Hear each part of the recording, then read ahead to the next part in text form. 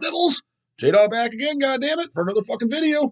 So here we go with some more goddamn comments, questions. I cut off the last video, and I was going to finish them up here because I wanted to kind of keep these videos a little bit more time efficient, so that way I can guarantee to keep them coming every fucking day. Because it's getting a little fucking little hard for me to record 30-minute videos, even though I never intended them to be 30 minutes anyways. Just squeeze it in because it's like, for example, like one day I want to record, I wanted to record 3 or 4 videos, and I got other shit to do, and I'm like, fuck, if they're all 30 minutes, it's taking me like fucking, several hours, you know what I mean? As opposed to I expect to be quicker than that. So anyways, I just kind of brought up the last comments of the Autopsy Mental Funeral again, and where I left off, but I purposely searched out the questions, because it's got a good amount of comments, got you guys fucking talking. It seems like, and it's not my intention at all, if I put anything kind of like negative in the comments, or like controversial, fucking scuttlebutt shit talk, like blood incantation, boring hipster metal type things, those get the most fucking views. And I'm like, people love negativity, I guess, and the people like just the controversy. So hey, whatever, fucking we'll talk about it. So because actually the next video I got to do is, I think it is the blood incantation one. We got some stuff to talk about there, goddammit. So anyways, and I thought this was a pretty good question here. That's another reason why I wanted to. I was like, I want to finish the comments on this video because there's a couple of good ones. And this one is from Caprizeus. Hope I'm saying that right, brah. If not, sorry about that. But it's a pretty good question here. It's interesting to hear negative rants. He likes the negative shit, like I just said. Any other respected bands or albums you absolutely despise or just don't care about? There is. I was, like I said, with the question, I'll kind of give it a little bit of thoughts. I'm not going to spend 20 minutes thinking about this question, but a band I can't stand, I mean, I don't really consider them a metal band, but hard rock, and a lot of old heads like them, is Van Halen. And the reason is I can't stand David Lee Roth's vocals. I like Running with the Devil and shit. It's like nails on a chalkboard. I literally can't fucking stand it. Always hated it since I was a kid. Like, I can't stand the guy's fucking voice. So them for sure.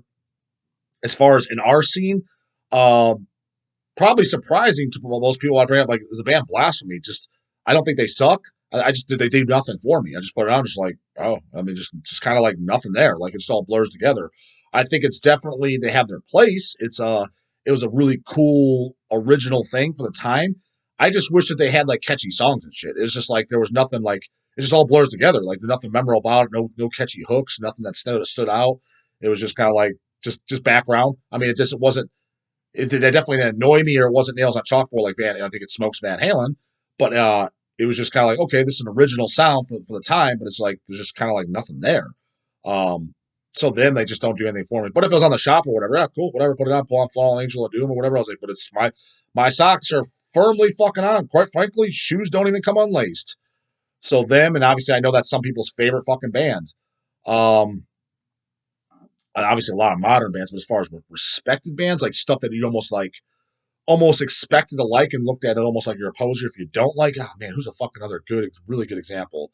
There's definitely some. I said the later Autopsy shit. That's how this conversation got started. Anything after the I only like the first 2 Asphyx sounds too. So my favorite one is Last One on Earth, and then I do like the Rack as well. Anything after that, I think that shit is boring as fuck.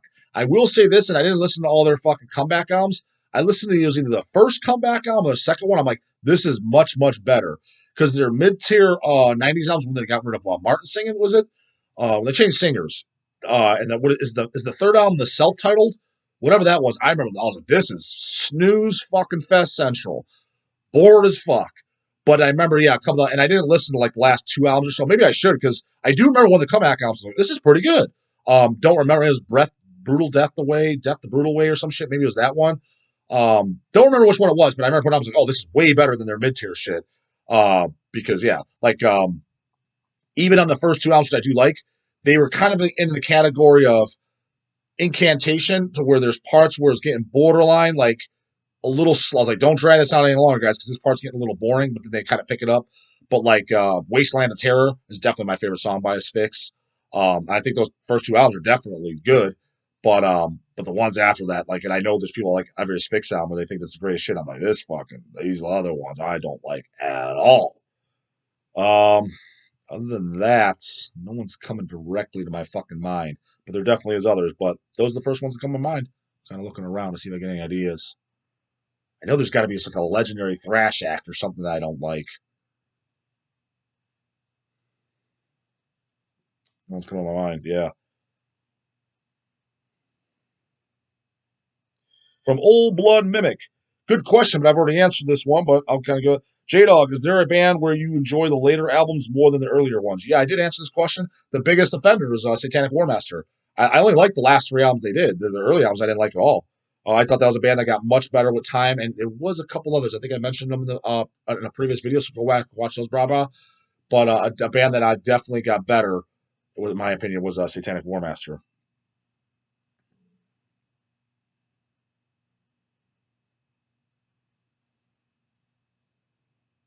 And from Goatman, comments and everything. Yeah, Autopsy's hard to listen to for me.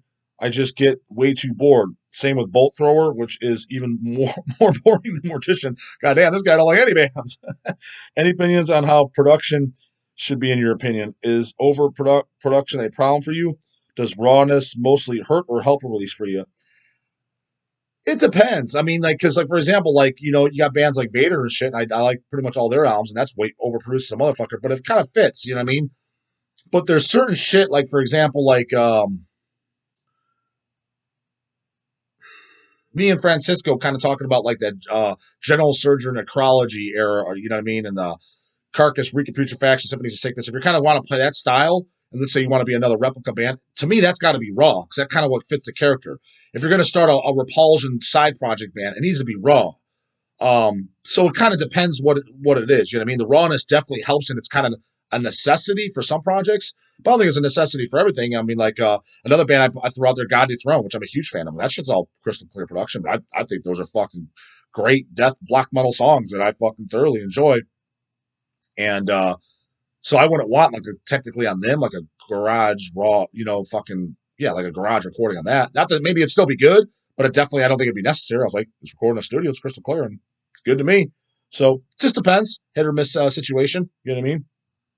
I will say this. I mean, you never know. Like I said, it could be like, for example, King Diamond Spider's Lullaby demo. I like the demo, but I like the album. I do like Spider's Lullaby album a lot, but the demo, I think like I love the sound on it. It just sounds like it's fucking recorded in a goddamn like in a graveyard with fucking like goddamn fog everywhere and shit like that at midnight with the fucking lit up in the moonlight, right? That's kind of what comes off. You know what I mean? Again, the album in the studio was good, but yeah. So who knows? Maybe, and that's obviously really raw. So maybe another stuff like God Throne, it might even be better if it was raw. I don't know. Don't really have anything to compare it to with on those, but I don't think it's a necessity, but it could be helpful at times. Well, definitely a necessity at sometimes for sure.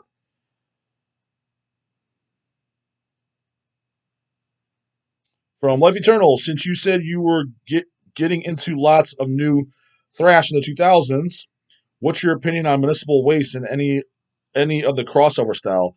I know you did Cryptic Slaughter, sure do. Also, what's your opinion on this new wave of old school style death metal, i.e., Tomb Mold, Coffin Rot, etc.? Maybe my videos haven't come out because I'm pretty sure at this point, comment on Life Eternal because you comment on any video. If you haven't got my opinion on that yet, by the time you see this video, ask it again. Bring it back up. Because I'm pretty sure by the time you see this video of ones that already maybe haven't come out yet, or I did and I haven't got to those comments yet, I think it should be kind of abundantly obvious what I think of that. But to answer your first question, Municipal Waste. Funny, when Municipal Waste first came out, I kind of saw him, maybe kind of heard a track, but barely. I just looked as, that's that party thrash stuff. And I was like, yeah, it's just cheeseball high school party thrash, not really interested. So I didn't listen to him for years, right? But I'm a huge Toxic Holocaust fan. And what do we know now? Toxic Holocaust did a split 12-inch LP with a Municipal Waste. I think it's 2 or 3 songs by each band. I own the LP. It's been a little while since I listened to it. Anyways, so I picked up that LP because it's got to. It's Toxic Holocaust. I own everything by Toxic Holocaust. I love Toxic Holocaust. Own every record. So I picked that up. Well, what the fuck? Flip it over to the other side. Let's check it out. This crappy Municipal Waste on there. Put it on. I'm like, this is pretty fucking good. So then I went back and I was like, what does Hell's Heaven stock? I think we had one LP by Municipal Waste and one CD. And I think maybe it was The Art of Parting. And I forget, because I only own a couple things. And I picked them up like, these are pretty fucking good. I was like, it sounds like early Anthrax, SOD. I was like, Yeah, I was kind of missing out. I was like, this is pretty good. And I was like, but for a lot of the time in my mind, I'm like, it's like that fucking gay high school party thrash. But when I actually got and listened, I'm like, this is some pretty catchy. Like, I'm entertained. I'm like, this is pretty fucking good. But generally speaking, yeah, I'm not really into that kind of music. The party thrash, it just doesn't do anything for me. It's just kind of like too cheeseball. You know what I mean? But I don't. I definitely have not heard everything about Municipal Waste, but a split with Toxic Holocaust, and then I think maybe two full lengths or maybe an EP and a full length, I think is what I have. And that's what I know I've heard. And I was like, I like that shit. I was like, pretty fucking good. Pretty damn good, but missing out. So if I find something else that I haven't heard or whatever, and I'll definitely at least check it out. If I like it, I'll buy it. For Mushroom Leg, do you not like horror movies? Metalhead's not into horror, just boggles my mind. Mushroom Leg, are you fucking Billy from Razorback? Man, I just don't understand how guys don't like horror. They like sports, but not horror. Especially if they're into sports, not horror. Yeah, that conversation with fucking Craig. It was absolutely fucking hilarious. But it sounds like that's what you're saying the same thing. Well, that's just me. Would like to hear your opinion, brah. Thanks for another 30-minute cardio workout video. That's what I'm here for, brah. Oh no, again. I mean, if I didn't fully answer the question, maybe I answered it in a video. I like some. I just like. I'm not a big movie guy, just because usually if I watch a movie, well, actually not usually, or virtually every time I watch a movie, it's with my wife, so we kind of agree. It's got to be something we both agree on because I don't really. I don't want to be that guy say I don't have time. I mean, I'm not fucking the president of the United States over here. I'm not gonna. I mean, I'm busy, but I'm not gonna sit there and make it sound like I'm some overly important person. So I could make time, but to me, like I'm not a guy like watching a movie on a Saturday at noon. It just seems like I almost feel like bottom line is I've never done that. I just would feel honestly, I don't think I've ever in my entire life done that. I just would feel like a lazy slack fuck piece of shit. Not saying that's what you are if that's what you do. I just to me, to the daytime you get shit done, and at nighttime you kind of like I don't know, you settle down, you have dinner. Maybe if you're gonna have a snack or some type of dessert or something on the weekend, like it's kind of like relax time. And if you watch a movie, but like I do that with my wife now. You know, what I mean, I've been with her for 9 years now, so the last 9 years, it's kind of like we watch something that we both agree on. You know what I mean? And so, actually, the funny thing is, I think she likes more horror movies than I'm pretty sure she likes more horror movies than I do, and she's definitely seen more horror movies than I have. Because I'm across the board guy. Because like when I was watching movies, like when I was single and shit, generally that was like, especially my like from age 18 to probably about 23 or so. I would like to wind down at night, especially if I didn't have to go do a day job that night. Usually on a Friday or Saturday, I'd like to get a pizza and just before bed, like just have a pizza and just watch a movie and then just go to sleep. Like that's how I like to end my day. I kind of enjoy doing that. And I would watch, but across the board. So some would be horror movies, action movies, comedy movies. I liked a little bit of everything. You know what I mean? So, but yeah, so I'm like some horror movies. Like the one that really stood out is because I saw as a kid and I loved it was the movie House. Kind of fucking cheesy, but I like it this day because I think I saw it when I was 5 years old. The Nightmare on Elm Streets, the Texas Chainsaw Massacres. Hell, I even like so the first Texas Chainsaw Massacre I think is the best. The second one, yeah, it kind of stinks, but I like it. And then I remember even Reaper's like, dude, the third and the fourth one, they're absolutely horrendous. I think I have a DVD, but it's been so long since I watched them. I definitely have a DVD of one of them. What's that guy? He's in it. Matthew McConaughey, is that his name? I'm talking about the famous guy. He's in the movie. He's the lawyer in a Time to Kill. That guy, whatever's in. I'm pretty sure I own that DVD or whatever. I've only seen it once or twice though, but I was like, I don't know. I mean, they're kind of cheesy. I was like, I don't know. I kind of enjoy these. These are pretty good. I thought, I was like, I'm kind of entertained. He made it sound like they were absolutely horrendous. And then the very first Texas Chainsaw remake, with that was like probably 2000, 2001. I liked that. And Texas Chainsaw the beginning, I liked that as well. Then after that, more were coming out, just looked like a bunch of teeny boppers and shit. I'm like, this is getting a little ridiculous. Never watched any of those. Other horror movies. A newer one that I saw in the theater in the 2000s, 30 Days a Night. I liked that. I like the first two Phantasms. Those actually, I saw those much, much later on, and I always wanted to see them because Mortician does them for the intros. And I told my wife, I remember this was about 6, 7 years ago. I was like, I really want to see those. She's like, let's go and get them. I think we went out to Record Exchange. We literally bought both DVDs and we watched it. She's like, I've seen them. She's like, I've seen them when I was a kid. I was like, you know what? I don't know if I've ever seen them. And Craig's like, no. He's like, you've seen parts, but I didn't remember. So I must have been really, really young because I didn't remember them at all. But we picked up the first two, and I liked the first one. I even liked the second one more with Tall Man and shit. I mean, Tall Man's in both, but it seemed like I liked the second one more because it seemed like there's a little bit more Tall Man action. But those took me out, shit, I was probably 30 years old when I first finally seen Phantasm then. Yeah, because we bought those about, yeah, we went up to record station, we bought them about 6, 7 years ago, and, we just like, yeah, we'll sit down and watch them in fucking, an evening. But I did like those. There's others, so yeah, I do like some, but I'm across the board. And like growing up, I was movies I was big on was anything with Arnold in it or Sylvester Stallone. Those were the movies I really grew up on as a kid that I were my favorites. But yeah, I definitely like some horror movies. But I'm definitely not one of those horror guys where like you mentioned all these B-rated movies and shit that I'd be like I'd be the Panini's douche deer in headlights. I would have no idea what the fuck you're talking about. Dude, I'd never heard of any of this shit. But like my buddy, like one of my best friends, like Dan Murrow, he's really like, dude, he's like crazy, fucking collecting records and shit. Like he has more shit than I do. And but he's also his hobby is he collects horror movies. And I've been to his house several times. He has one in the background. Like, dude, he's got shit out. I don't even know what the fuck this is. So he's a huge horror movie guy. And Dan's, a good friend of mine. So he knows I don't like. I'm like, dude, I don't know what any of this shit is. Shane Von Ghoul from Lurking Corpses, also a good friend of mine. Really, really cool guy. Shout out to you, Shane. Blah, blah, in case you're watching this. Probably not, but in case he sees it, dude, he might be fucking him. So the three biggest horror movie guys I know is Dan Murrow, Shane Von Ghoul, from Lurking Corpses, and Matt Putrid in Chicago, the artist. Those guys, like, I just like, we can't really talk about that with me because I'm like, dude, I'm just gonna look like a poser. Like, I have zero clue what the fuck you guys are talking about. So I haven't heard of any of this shit, and they know it's not up. But Shane, he don't care. Just it's just like the last thing's funny. You know what I mean? But because a lot of stuff like Lurking Corpses used in like intros and shit, I'm like, yeah, I've never seen these movies, so they're diehards like that. So they're really into the fucking horror movies. So in that sense. And if that's what you consider liking horror movies, kind of like the diehard sense, like which I guess I am, when it comes to death metal, you meet the Panini's douche, and all he knows is Deicide and fucking Cannibal Corpse. Like, this guy's a fucking poser. You don't like death metal? Honestly, I'm kind of the Panini's douche poser when it comes to horror movies. Then because it's like if you've got to be diehard like that, you don't know all the obscure shit. Yeah, I'm that guy when it comes to horror. But I fully admit it. I never tried to hide it or pretend I'll tell you. I'll just tell you that's the way it is, man. If that makes me a poser, then I guess I'm a poser.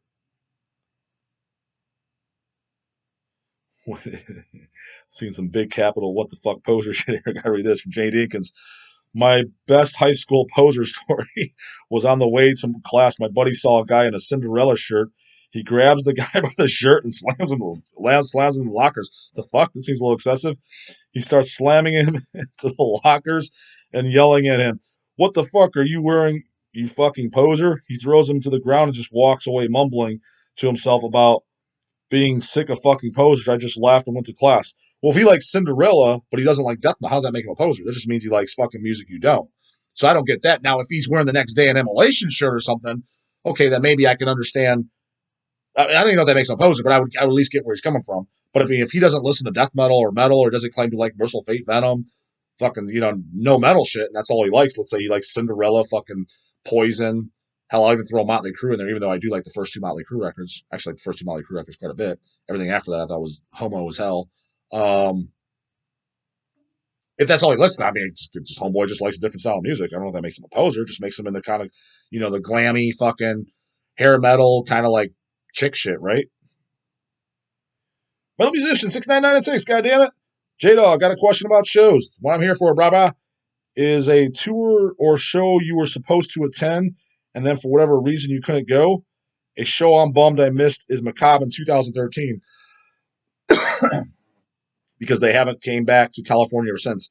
Yeah, there is definitely some, and I would be bummed. Dude, Macabre's like one of my favorite bands to watch live. I think not because they're overly entertaining live, because just it's three old guys. I think it's because the nostalgia of how long they've been around, and I love Corporate Death, how he introduced the songs when he gives the stories about the serial killers, and I just kind of like how he doesn't have how he just has that fucking microphone in his ear. You know what I mean? The attached piece. He doesn't have a stand in front. I don't know, just something about him. I've always loved Macabre fucking live, and it was one of the maybe a nostalgic thing too. Is like the second band I went to go see live with my wife, so it's kind of like it has that going on. Like that's when we were first dating. Like, yeah, well, was it the first show?